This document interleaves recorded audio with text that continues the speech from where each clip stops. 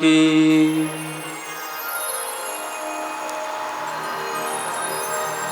कोई रो रहा है। द्वारकाधीश गए तो पांडवों के बड़े भाई युधिष्ठिर जो रो रहे हैं।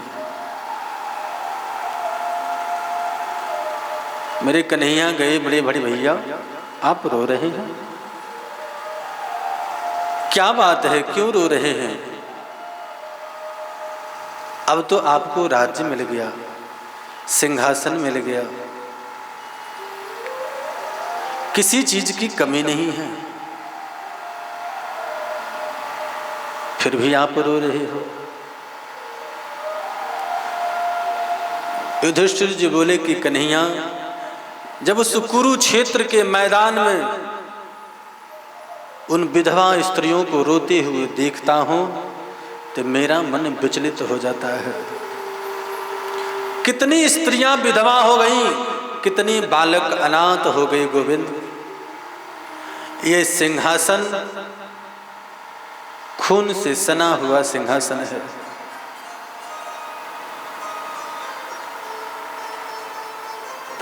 मन नहीं लगता है, मन विचलित है। गोविंद, सिंहासन पर जब जब मैं बैठता हूं तो वह मेरे मन को कचोटता है कि कितने रक्तपात हुए हैं, कितनी स्त्रियां विधवा हो गई हैं, कितनी बालक अनाथ हो गए। गोविंद, महल में मुझे अच्छा नहीं लगता है। कन्हैया ने मेरे उपदेश दिया, जो उपदेश कुरुक्षेत्र के मैदान में अर्जुन को दिए थे, वही गीता का उपदेश पूरी रात्रि में युधिष्ठिर जी को दिए। लेकिन युधिष्ठिर जी नहीं समझे, क्योंकि उपदेश देने वाले व्यक्ति की जब तक आपकी श्रद्धा नहीं होगी तब तक उसको बात में समझ में नहीं आने वाली है। अर्जुन समझ गए, क्योंकि अर्जुन कन्हैया को गुरु मानते हैं और युधिष्ठिर जी कन्हैया को बालक समझते हैं कि ये तो अभी बालक है, इसकी बातों पर क्या ध्यान देना। पूरी रात समझाते रहे लेकिन नहीं समझ में आया। कन्हैया ने कहा मेरे से समझेंगे नहीं। सभी पांडवों को लेकर के द्वारकाधीश बाणों को सैया पर लेटे हुए भीष्म पितामह के पास गए। भीष्म पितामह उत्तरायण के इंतजार में हैं कि जब सूर्य उत्तरायण हो तो इस शरीर को छोड़ो। लेकिन एक तरफ भगवान के भी इंतजार में हैं कि एक तो उत्तरायण वो है और दूसरे उत्तरायण जिसने उत्तरा के गर्भ के शिशु को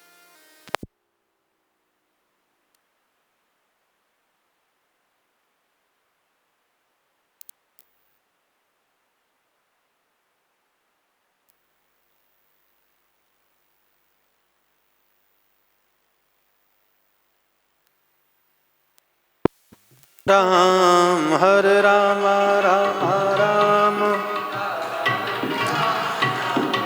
हरे राम राम राम सीता राम राम राम हरे राम राम राम सीता राम राम हरे राम राम राम सीता राम राम राम हरे राम राम राम सीता राम राम।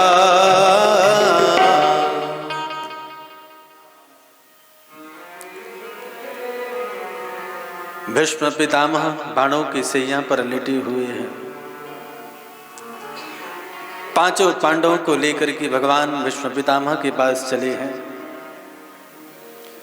सबसे पहले नकुल सहदेव आए। भीष्म पितामह बाणों को सैया पर लेटे लेटे देखे नकुल सहदेव।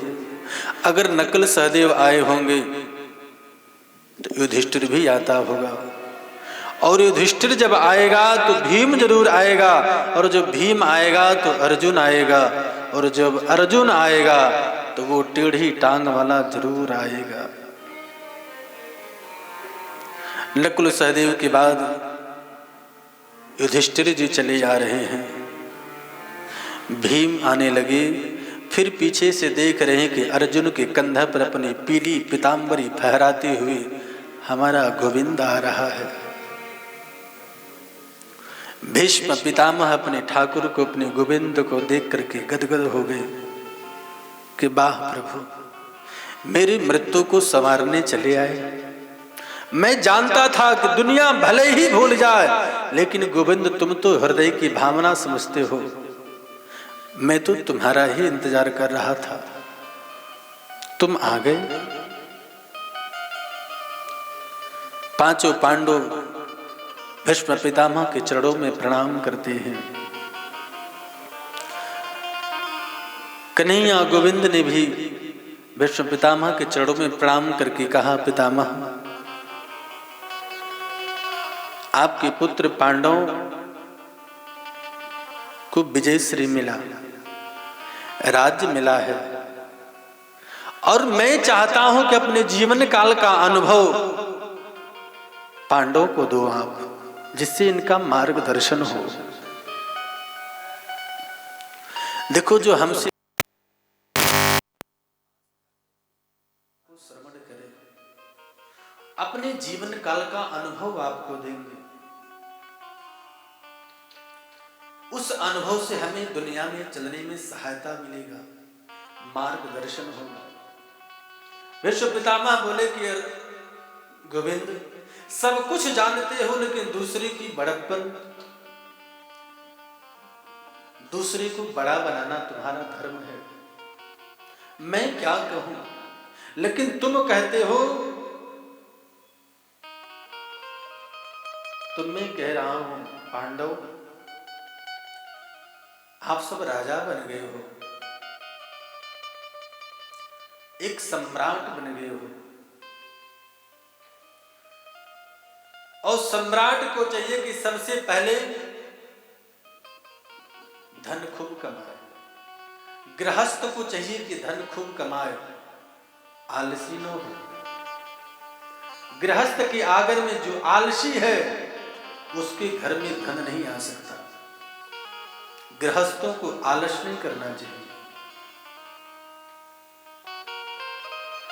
और जो जितना धन कमाए उसका 10वां भाग दान में करो, क्योंकि जब तक दान नहीं करोगे तब तक तुम्हारा धन पवित्र नहीं होगा। तन पवित्र सेवा किए, धन पवित्र कर दान, मन पवित्र हरि भजन सो होत त्रिविध कल्याण। अगर धन पवित्र नहीं होगा तो वो धन कहीं न कहीं गलत जगह पर लगेगा। इस बात को आप अनुभव करना। हम लोग दूर दूर जाते हैं, बड़े बड़े सेठ सेठानी के घर में जाया करते हैं। जाते हैं लोग, कहते पंजाब से महाराज जी आए हैं, गुरदासपुर से। ऐसे ऐसे घरों में गया हूं कि जहां रोज का लाख का टर्नओवर हो रहा है।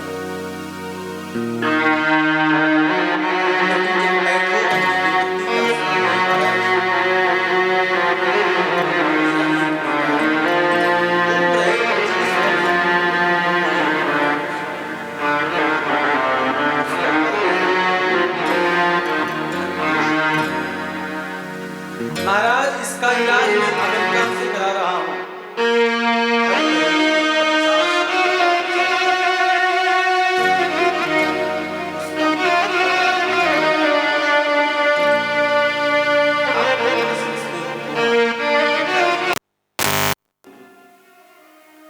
खूह से पानी हम रोज निकालें, 15, 20, 50 बाल्टी रोज पानी निकालें, पानी वो पीने योग्य होगा।